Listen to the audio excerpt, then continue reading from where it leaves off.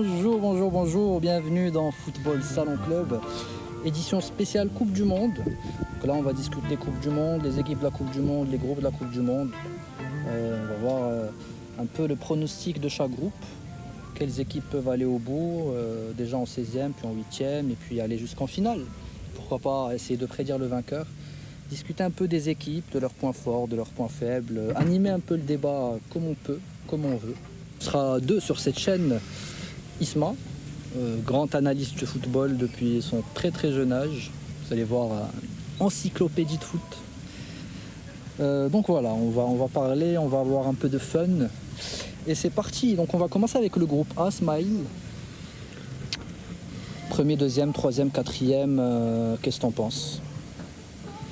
Ben oui, déjà on a dit pour notre première émission, on va dire, on s'est dit de quand même suivre la tendance, et la tendance actuelle du football, c'est la Coupe du Monde. Donc on va essayer de donner notre avis, peut-être un avis un peu différent par rapport aux gens en général. Il faut que ça soit objectif. Oui, non, ça sera objectif, mais nous avons chacun notre vision du football. Donc on va essayer de faire groupe par groupe.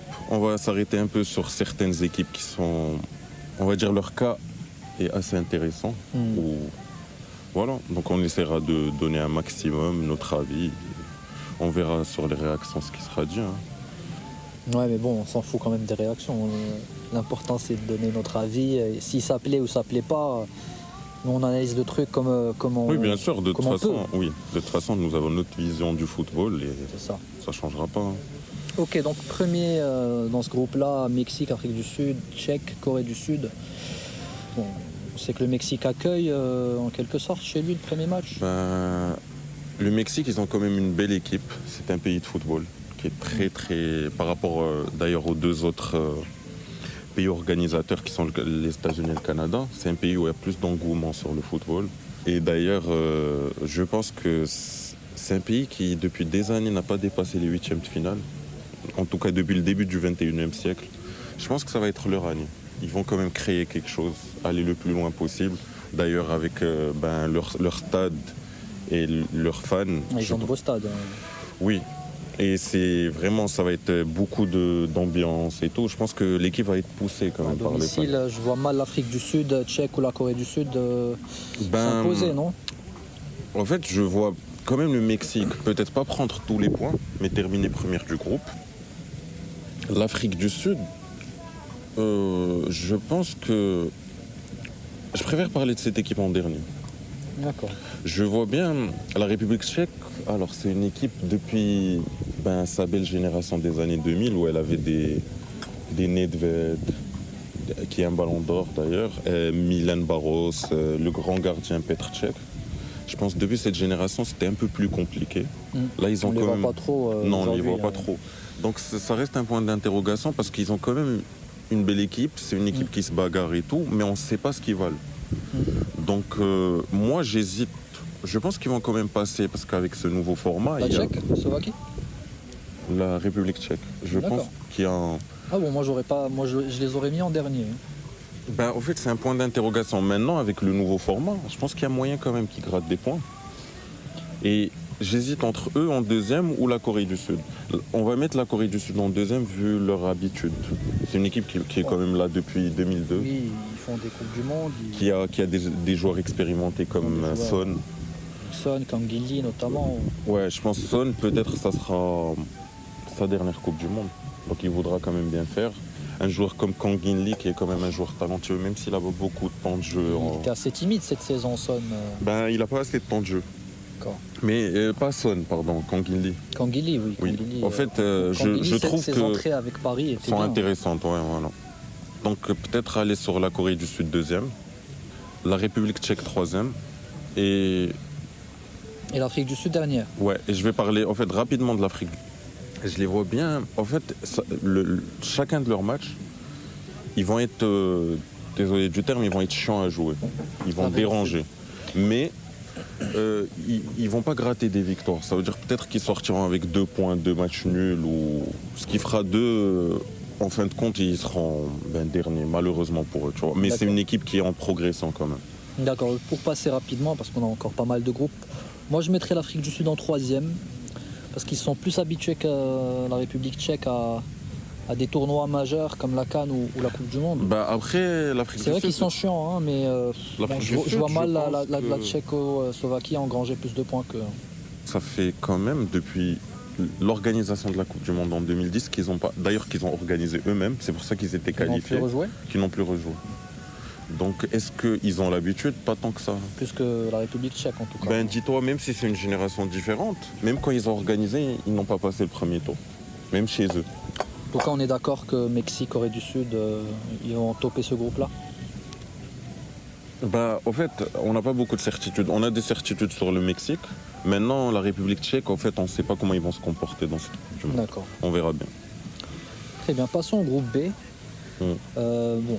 Ce groupe, il est un peu compliqué, un peu Et- tricky, mais bon, il n'y a pas de grandes équipes. Le problème avec C'est possible peut-être avec ce groupe. Le problème avec ce nouveau format là des 46 ou 48 équipes, c'est que il y a beaucoup de groupes homogènes. Je ne sais pas ce que ça va donner. Peut-être ça sera beau à regarder, comme peut-être on aura des matchs de merde où ça va finir dans des vieux 0-0 à voir ce que ça donne.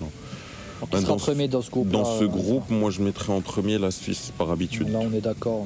Bon, ils sont habitués à des euros, à challenger les grandes équipes, donc c'est pas la Bosnie ou le Qatar De qui toute vont les façon, la déranger. Suisse, ils passent toujours le premier tour. Même sous le format qui était plus difficile, c'est après où voilà, ils flopent entre guillemets. Tu vois. Et tu mets la Suisse au-dessus de Canada qui sera en quelque sorte chez elle. Ben, je mets la Suisse par expérience. Parce que quand même, c'est une équipe qui est là depuis des années. Elle est expérimentée, elle a des joueurs plus forts. Elle a des joueurs comme Granit Xhaka. Donc je pense qu'elle a sa petite expérience et elle va finir première du groupe. Hein. Le bon vieux Xherdan, il est toujours là ou Non, ben, pour la première fois, il n'a pas été sélectionné, d'après ce que D'accord. j'ai vu. Canada deuxième. Oui, ils Là, on sont est chez d'accord, eux ils quand sont même. chez eux. Oui, c'est leur année, ils vont Entre quand même pas. le Qatar et la Bosnie, moi je vois ce groupe, peut-être je le vois avec un meilleur troisième parce que justement il n'y a pas trop d'écart entre les équipes et que peut-être un Qatar ou une Bosnie peuvent gratter quelques points, mais peut-être même une victoire. Je pense qu'avec 3 points on peut passer. Moi, le Qatar, je ne mettrais pas de piège sur eux parce que, en fait, c'est une équipe qui brille dans son continent. Je pense que si je ne me trompe pas, elle a gagné 2 Coupes d'Asie d'affilée. Mais en Coupe du Monde, ils n'ont jamais participé.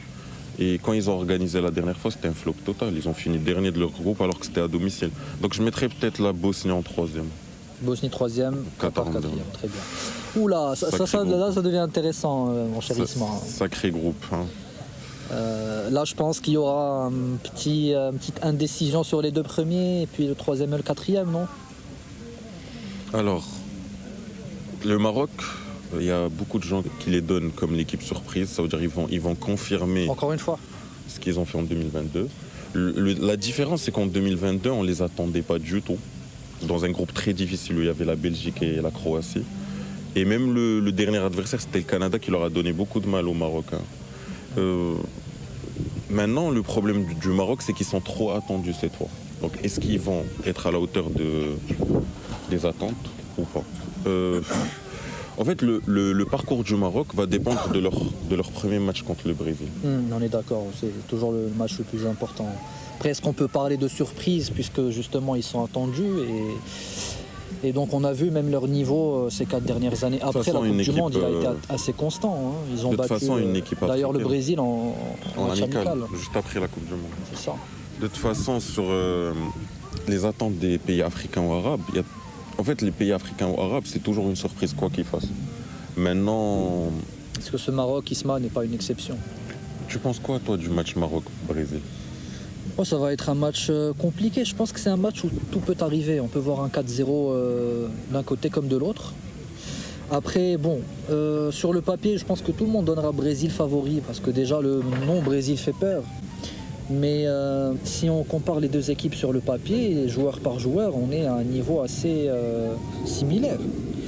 En fait, Donc, ça sera un match difficile, quoi qu'il le arrive. Brésil- Difficile à pronostiquer. En tout cas. le Brésil, c'est quand même une équipe actuellement qui a beaucoup de qualité, surtout offensivement. Maintenant, quand je vois leurs latéraux, un latéral vieillissant comme Alexandro, je sais plus, depuis 2020, on ne sait plus où il est, qu'est-ce qu'il fout de sa vie. À la Juventus, non? Non, il est au Brésil maintenant. Il a 35 ans. Danilo aussi, qui, bon, Danilo qui même à son vieillissant. prime avec le Real, Et il n'était pas si bon que ça. d'ailleurs, dernièrement, il y a Wesley qui devait jouer en latéral. Le gars de l'Ice Rome, il s'est blessé, donc il ouais. a déclaré forfait. Donc je ne sais pas comment ils vont se comporter, sur qui ils vont aller. Parce que si tu te retrouves avec un latéral droit, Danilo 35 ans et Alexandro 35 ans, ça fait quand même des... Ça serait ça leur défaut. C'est là où il faut aller les chercher. Milieu Brésil, peut-être Paqueta, Bruno Guimaraes, Casemiro. Est-ce que tu vois un Le milieu problème, comme ça, c'est comme un milieu qui que- fera tourner le ballon En fait, plutôt le qui Maroc- sera sur du pressing. Qui fera tourner le ballon sur ce match? En fait, le Brésil, quand même, c'est une équipe par rapport à son identité, par rapport à son histoire. Elle voudra avoir le ballon dans les pieds. Le Brésil, ils ont quand même cette identité de football où ils refuseront de jouer en contre ou de jouer derrière. Le D'accord. Maroc aussi, c'est quand même un pays. Et on a certains qui surnomment Je pense qu'il y aura une bataille du milieu qui sera assez féroce quand même. Hein. Oui, Je pense qu'il y aura des temps forts d'un côté comme de comme de l'autre. l'autre, généralement. Que Après, l'équipe le la plus Maroc, réaliste peut-être sortira vainqueur de ce match. peut-être. N'oublie pas que le Maroc est quand même surnommé le Brésil d'Afrique, par certains. Donc c'est quand même une équipe Qui joue joueuse. contre le vrai Brésil. Maintenant, le hein. petit problème, c'est que ce qu'on avait abordé, le problème des latéraux du Brésil, le côté fort du Maroc, c'était les ailiers. Maintenant, on a vu, il y a Ezzalzouli qui est incertain. Voilà, on ne sait pas trop. Il y a Après, très est-ce qu'il peu de appellera chance. un Bouffal qui est un peu le Neymar du Maroc. Est-ce que Maintenant, Bouffal, vu appellera un son âge, réserviste.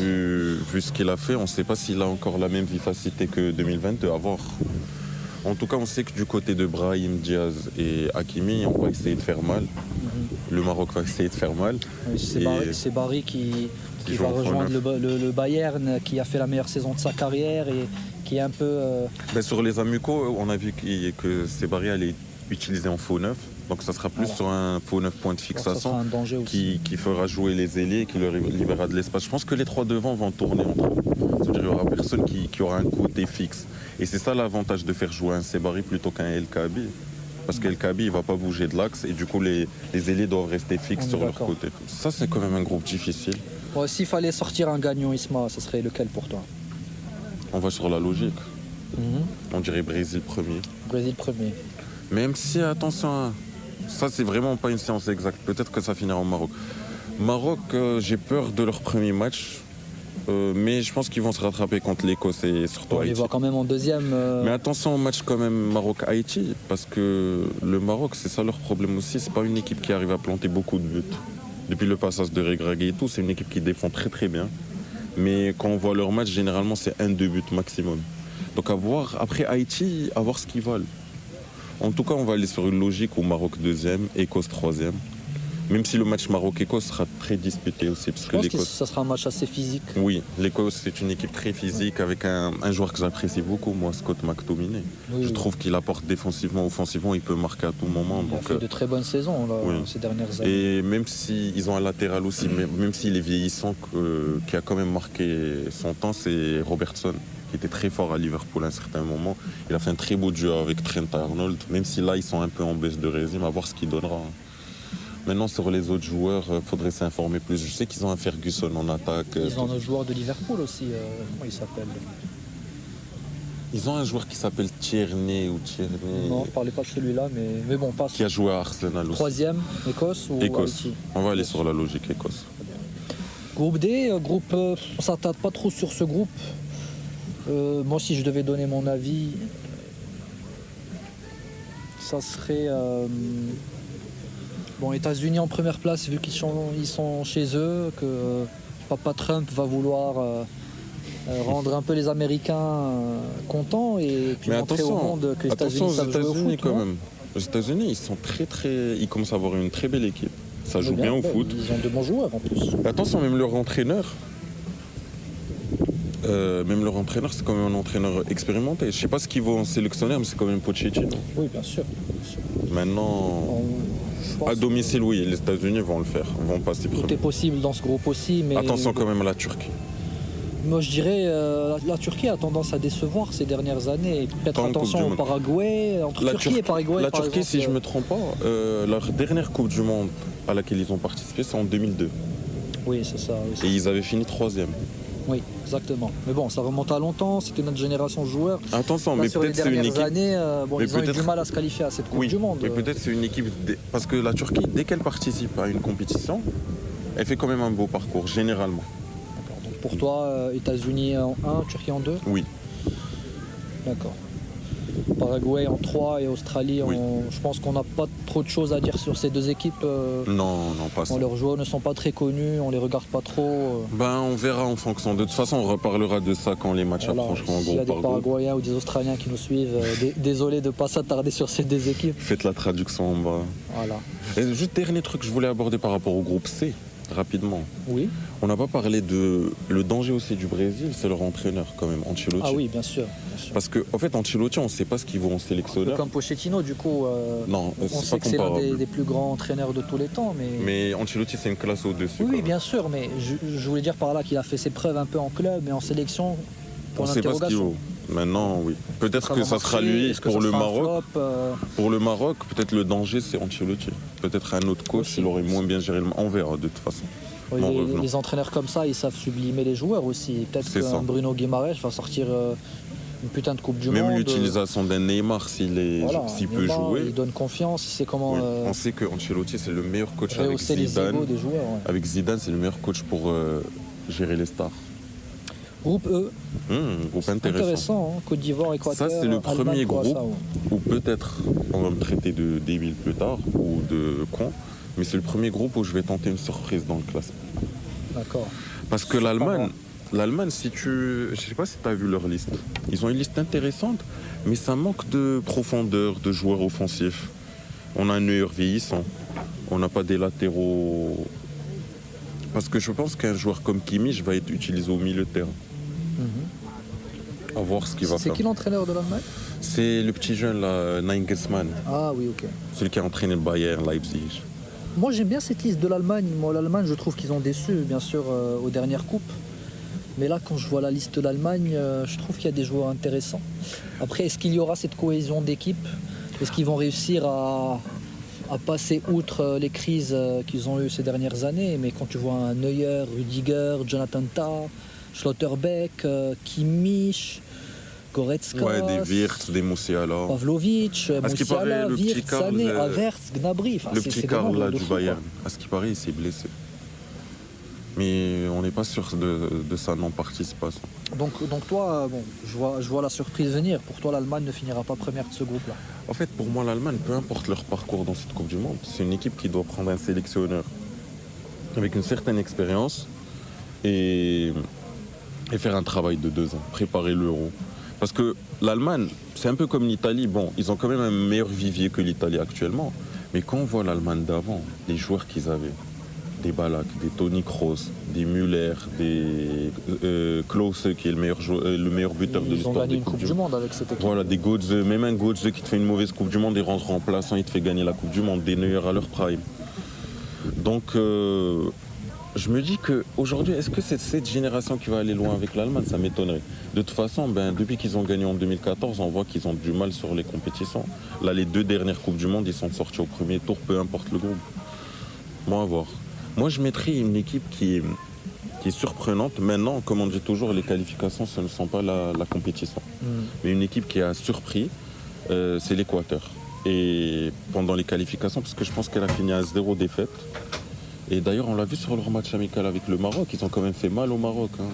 C'était un match très très serré. D'ailleurs, Apparemment, ils ont fait une qualif avec aucune défaite, une meilleure défense, quelque chose comme ça. oui, contre ils ont des quand équipes même, comme d'ailleurs, en Brésil, parlant de Argentine. leur défense, ils ont un joueur comme Pacho du PSG, donc qui est très D'accord. très dur sur l'homme. Donc toi, tu vois Équateur en premier, Allemagne Comme en ça, deuxième. ouais. Bon, moi, je suis pas d'accord avec toi. Moi, je mettrais quand même l'Allemagne parce qu'elle a quelque chose à prouver cette année. Les joueurs ont quelque chose à prouver. Et puis, les Allemands sont assez exigeants envers eux-mêmes et le public allemand aussi. Donc, je pense qu'ils vont quand même faire une bonne Coupe du Monde ou au moins passer ce premier groupe, enfin ce groupe en première position. Mais on va suivre ta logique, Ismaël. On va Mais je mettre vois un quand petit même blocage Équateur. de l'Allemagne. Soyons fous, hein. Ah, soyons fous. Petit blocage de l'Allemagne, donc Équateur en premier. Allemagne en deuxième, c'est ça? Ouais, La Côte d'Ivoire, Côte d'Ivoire. peut-être pas de surprise. Ouais. Côte d'Ivoire en ouais. troisième. Est-ce que la Côte d'Ivoire va passer meilleure troisième? Est-ce qu'elle aura pense une que oui. victoire dans ce groupe-là Oui, oui, contre je le pense. Curaçao? Ouais, Normalement, c'est faisable. Je vois bien un petit 2-0 de la Côte Ok. d'Ivoire. Là, c'est un groupe que j'aime beaucoup. Hein. Groupe F, Pays-Bas, Tunisie, Japon, Suède. Pas mal ce groupe. Qu'est-ce que t'en penses, Isma? Assez piégeux aussi un peu, non? Ça réfléchit, ça réfléchit. Le Japon, quand même, c'est une équipe qui monte en puissance. Les Japonais sont dangereux. D'ailleurs, Ils le font peur. premier match Japon-Pays-Bas, je vois bien une petite surprise du Japon. Déjà, Oui. d'entrée. D'entrée. Les Pays-Bas pas encore préparés. Là, ils ont perdu leur match amical contre l'Algérie. Ils sont encore dans des doutes. Ils ont raté énormément de buts, j'ai vu. Par contre, les frérots tunisiens, on vous adore. Mais je pense que vous allez distribuer Il des n'y a points. pas trop de dans ce niveau. En La Tunisie, en c'est ce une moment. équipe, comme il a dit leur star là, Hannibal, à la fin de la CAN, il a dit la Tunisie, c'est une sélection à laquelle il faut du temps pour reconstruire, pour repartir. Donc je pense que là, d'ailleurs, on a vu leur match amical. Contre qui ils ont pris 5-0 contre la Belgique, non? La Belgique. 4-0 en ou plus. 5-0. Donc, La Belgique a été pas. Enfin, je trouve. je me fais c'est pas une équipe d'illusions, mal. mais je pense que la Tunisie, en 2030, ils seront plus préparés. Ça se jouera d'ailleurs ici, au Maroc et tout. Donc je pense qu'ils seront Ok. un peu plus prêts. Donc Pays-Bas-Japon, tu vois une victoire Japon. Moi, je j'imagine, mettrais Japon premier du groupe, à la surprise générale. D'accord. Après, ce ne sera pas une si grosse surprise que ça. Attention, mais le Pays-Bas, je pense qu'ils vont faire une bonne compétition, même Ouais, s'ils je vont pense passer aussi, deuxième je du pense groupe. aussi. Après, surtout que, un peu comme le cas du Maroc, le Japon, il est en quelque sorte attendu. Parce qu'on sait qu'il commence à faire chier les grands. Donc je pense qu'on va pas trop le De sous-estimer toute cette fois, façon, on va jouer à fond. Le Japon, c'est une équipe qui floppe plus tard dans la compétition. C'est quand on se dit, Ouais, à ça y est, partir des vont- 8e, Ouais. peut-être des 16e même. Ils surprennent et quand ils jouent un adversaire gérable pour eux, c'est là où ils vont perdre au tir au but. Tout. Pays-Bas en deuxième. Donc Pays-Bas en deuxième. Bon, Suède. de toute façon, ça se jouera entre ces deux-là. Iran, Belgique, Égypte, Nouvelle-Zélande. Pas mal comme groupe. Sur le papier, après, bon, moi, si je devais m'avancer, je dirais que l'Égypte, ces derniers temps, c'est assez moyen. On a vu leur dernière CAN, bon, la performance, et notamment de Salah, qu'on attend L'Égypte, c'est une assez statique sélection. quand même. L'Égypte, c'est une sélection qui a toujours été très forte continentalement. D'ailleurs, c'est l'équipe la plus titrée dans la CAN.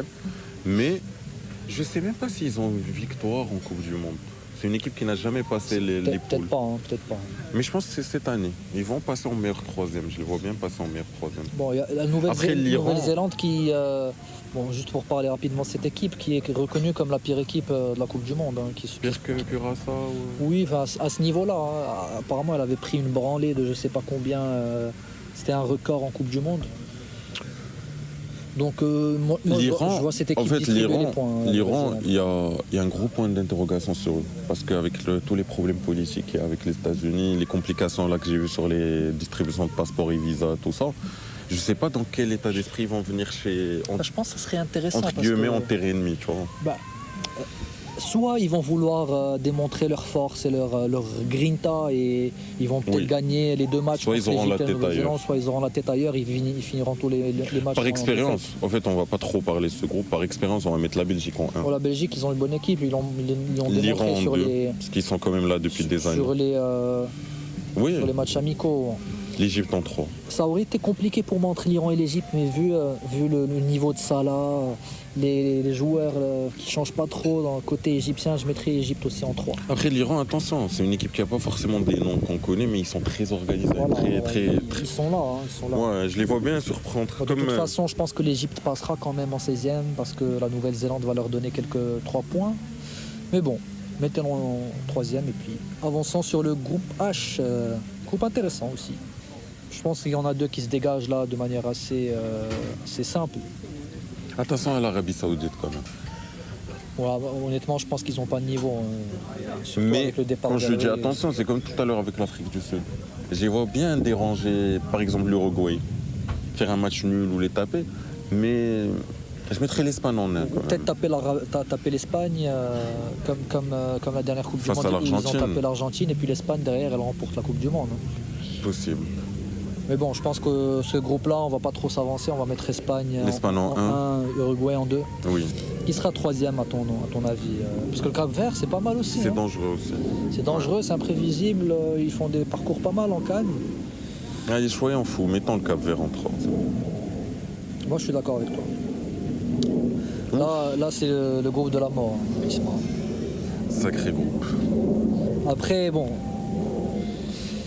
la Norvège, est-ce que c'est capable de quelque chose? On ne les a pas trop vus dans les compétitions majeures. Est-ce qu'ils vont juste se roder dans celle-là?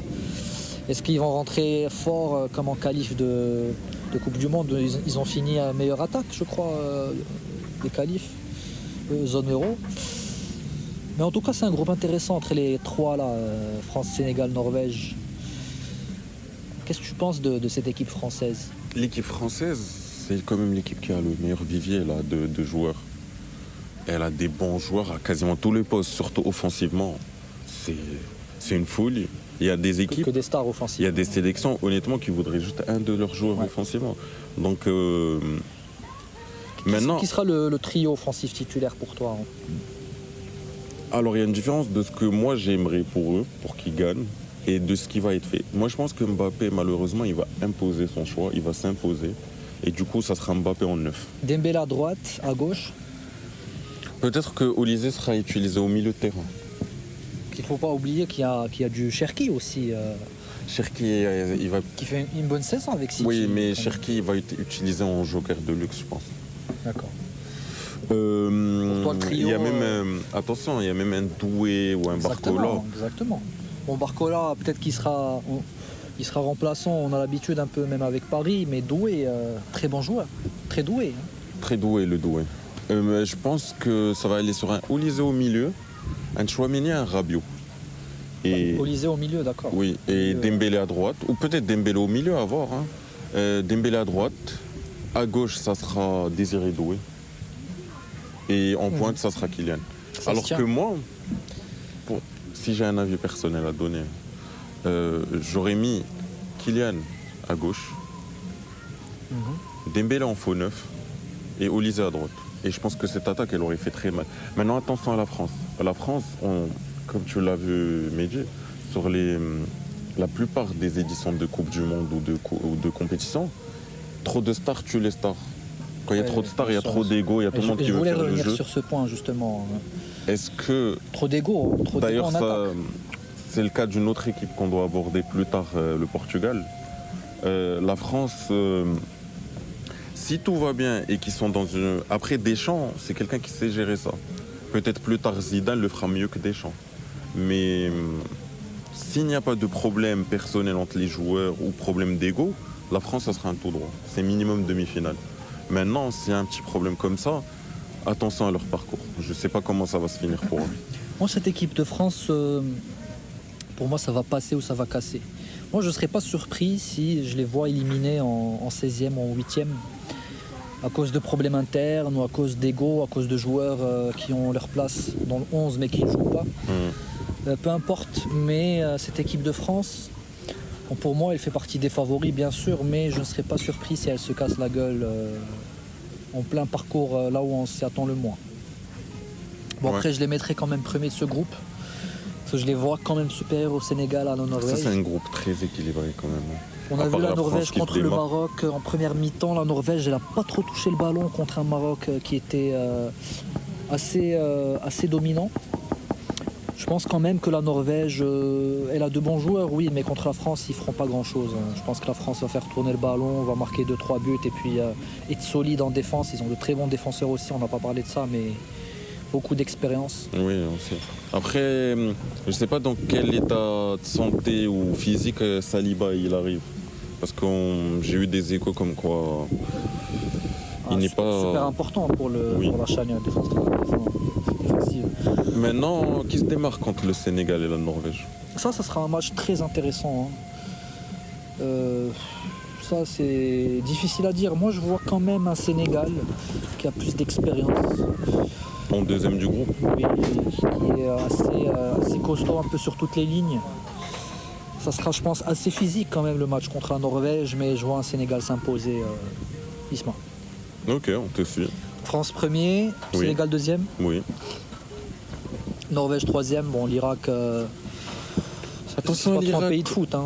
Oui, mais attention à l'Irak quand même. En fait, l'Irak, là où j'ai peur pour nos amis sénégalais. Parce que je pense que l'Irak va être un adversaire chiant à jouer pour le Sénégal. D'accord. Mais Que pour le Sénégal. Oui. Je pense que la Norvège et la France sauront gérer le match de l'Irak. On mettra Irak en 4e. Et Norvège, bon. Là encore, je voudrais revenir sur ce match. Normalement, la Norvège battra l'Irak, elle aura 3 points, elle passera. Mais après, ça serait quand même dommage de voir un de ces 3 équipes sauter avant le 16e.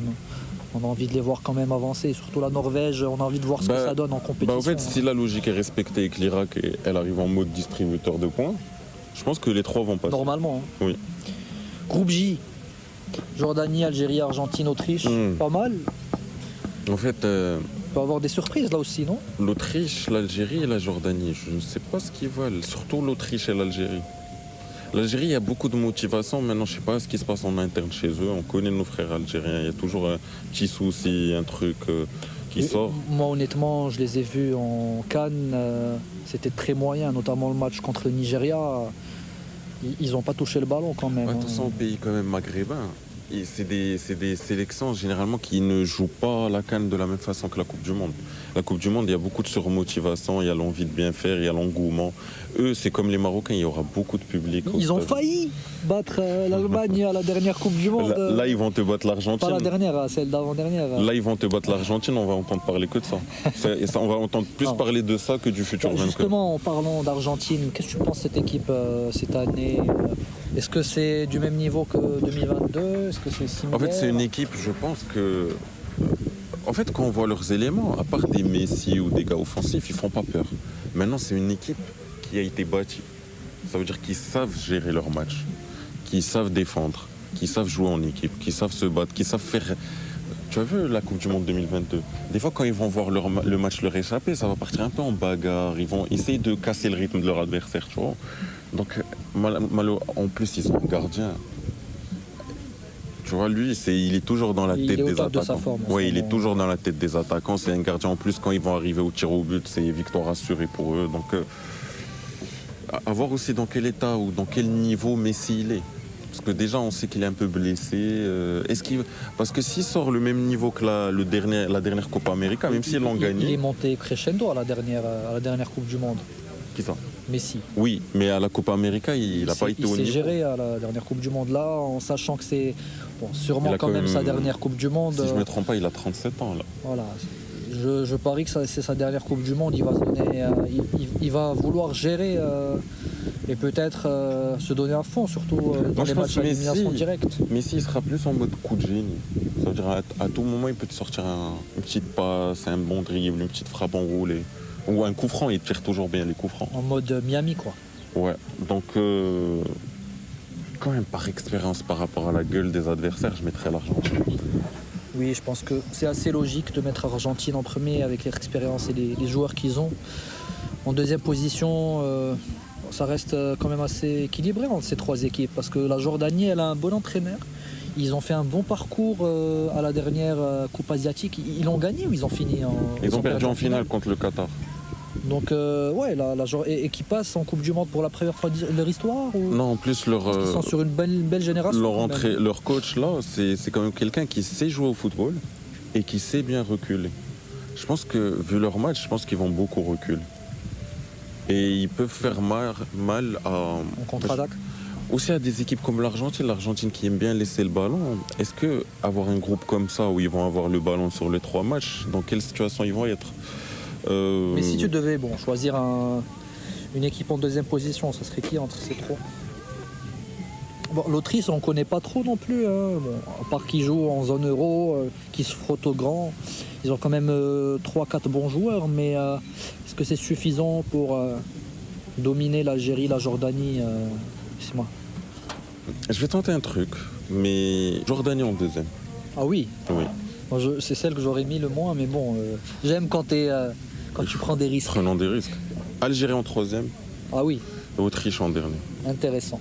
On reparlera de ce groupe je pense, après les matchs, sûrement, après le premier match. Ou même les avant-matchs. D'accord. Groupe K, intéressant de voir le Congo en Coupe du Monde. Ça fait plaisir pour nos amis congolais. Ça va parler fort, surtout contre CR7. Ça va être drôle, je crois, surtout en commentaire. Hein. Ouf. Oh, si le Congo te bat le Portugal. Je pense avec cette génération du Portugal. Les frérots. Les Portugais, je les vois faire quelque chose. C'est souvent des déceptions en Coupe du Monde. Mais cette fois, En fait, j'ai envie d'y Le croire. Portugal, je pense qu'on fera un épisode que sur eux à un moment donné. Parce qu'il y a beaucoup de choses à dire. Et si on commence maintenant, ça va nous prendre toute la vidéo. En tout cas, c'est comme j'ai dit par rapport à la France. Cette équipe, là où j'ai peur, moi, pour le Portugal, c'est le problème d'ego. Ou même pas l'ego, le problème de qui va prendre le jeu à son compte. Comment ils vont jouer. Quelle sera l'utilisation de Cristiano Ronaldo. Parce que il y a beaucoup de débats depuis 2022, surtout en 2024, sur Ronaldo. Il y a beaucoup de gens, entre ceux qui ne l'aiment pas, et c'est normal, ou d'autres qui ont un avis un peu plus neutre, qui disent que Ronaldo, fallait soit pas le ramener, soit pas le faire jouer titulaire. Moi, je pense que Cristiano Ronaldo, c'est plus comment l'utiliser sur le terrain. Là, il doit jouer parce que son seul concurrent, en fait, malheureusement pour le Portugal, c'est une équipe qui, depuis toujours, n'a pas un vrai vivier en termes d'attaquants purs. Tu vois, en termes d'attaquants purs, elle n'a pas de vrais attaquants. Et maintenant, on le voit aujourd'hui. Quand ton meilleur attaquant, c'est un gars qui joue en Arabie Saoudite qui a 41 ans, et son seul concurrent, c'est un gars qui joue 5 minutes par match au PSG. Mais on va dire que c'est pas leur point fort. Peut-être l'attaque cette saison, mais après, quand on voit un nom comme Ronaldo, déjà rien que le nom fait peur aux adversaires. Oui. En fait, Ronaldo a 41 ans, il faut savoir bien l'utiliser sur le terrain et en termes de temps de jeu et par rapport au match. Il y a des matchs où ça sera dur pour Ronaldo de commencer, où les défenseurs sont très physiques pour quelqu'un de 41 ans. On le voit des fois dans ses courses et tout. Peut-être utiliser un Gonzalo Ramos ou jouer avec un joueur Félix en faux neuf, à voir ce qu'il fera. Et utiliser Ronaldo dans les bonnes minutes. Je suis d'accord avec toi. Après... Mais en tout cas, j'allais dire, vu le vivier de talent que ce Portugal a, ça va pas dépendre des noms des joueurs, mais comment tu les utilises justement, comme tu disais. Parce que regarde le milieu, regarde les latéraux, même en termes de Nuno Mendes, il peut t'attaquer, il peut te ramener des solutions en attaque. On sait comment il est, donc c'est plus comment tu vas utiliser cette équipe le coach, qui sera clé. Le coach Roberto Martinez, c'est lui qui me fait peur.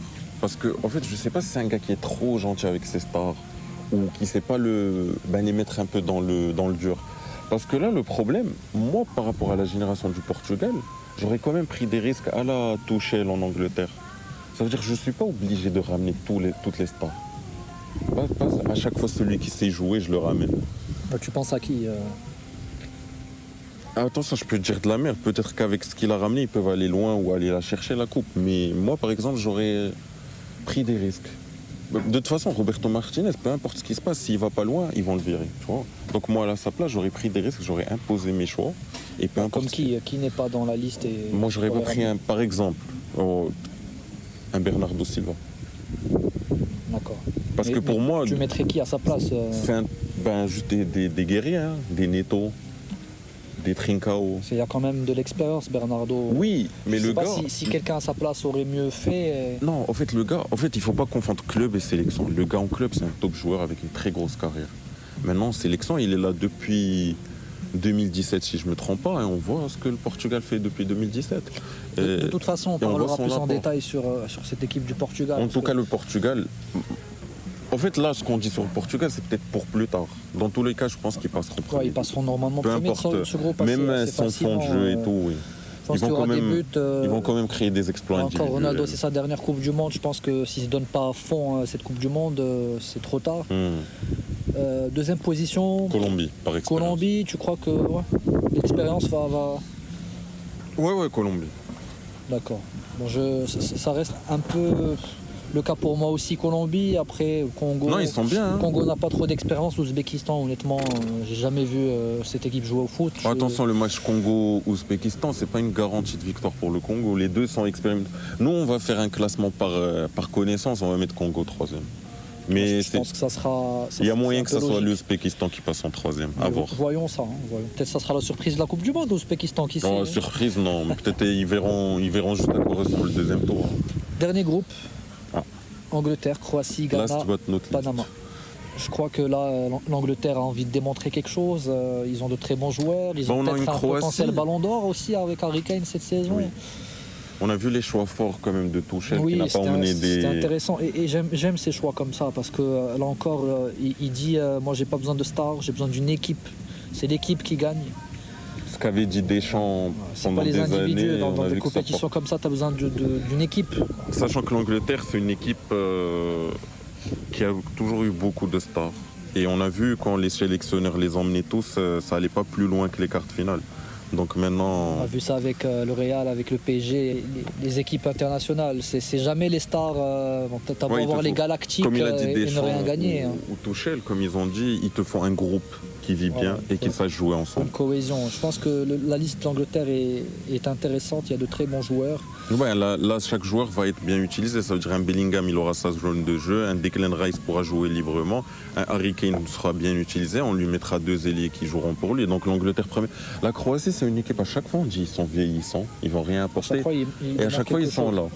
Donc, par la expérience. saison de Modric, elle est pas mal avec l'AC Milan quand même. Hein. Ouais, à la fin, c'était un peu plus compliqué, mais oui, pour un gars de 40 ans. Il est toujours là. Hein. Ouais, pour un gars de 40 ans, il est là quand même. Je pense que pour sa dernière, il va vouloir démontrer Je quelque pense chose. qu'ils passeront quand même deuxième sur ce groupe-là. Le Ghana, elle a Le déçu Ghana. quand même ces Le dernières Ghana, années. il a beaucoup de mal dernièrement. Le Panama, là encore, il y a toujours une petite équipe dans un grand groupe. Là, c'est Panama, quand même. Panama, logiquement, ils vont entrer en mode distribution de points Voilà. aussi. Ça Donc sera- Croatie deuxième, Ghana troisième, la logique sera respectée, je pense. Voilà, pour la partie 2 de cette vidéo, on parlera des potentiels meilleurs troisièmes. On avancera un peu plus sur les 16e et 8e jusqu'au final. N'hésitez pas à commenter, à vous abonner, à donner des likes, donner de la force, les Vous frérots. pouvez commenter, insulter, dire ce que vous voulez, il n'y a pas de problème. Ouais, De toute façon, aussi. là, on est là pour débattre sans filtre. Exactement, Donc on est là sans filtre. allez-y. Tous les pas- avis pas sont les mollo, bienvenus. Voilà, tous les avis sont les bienvenus. Tant que c'est fait dans de bonnes conditions. Voilà, un peu de respect quand même, des insultes respectueuses. Hein, je parle pas d'insultes. Vous faites pas ban, les frérots. Allez, ciao les amis.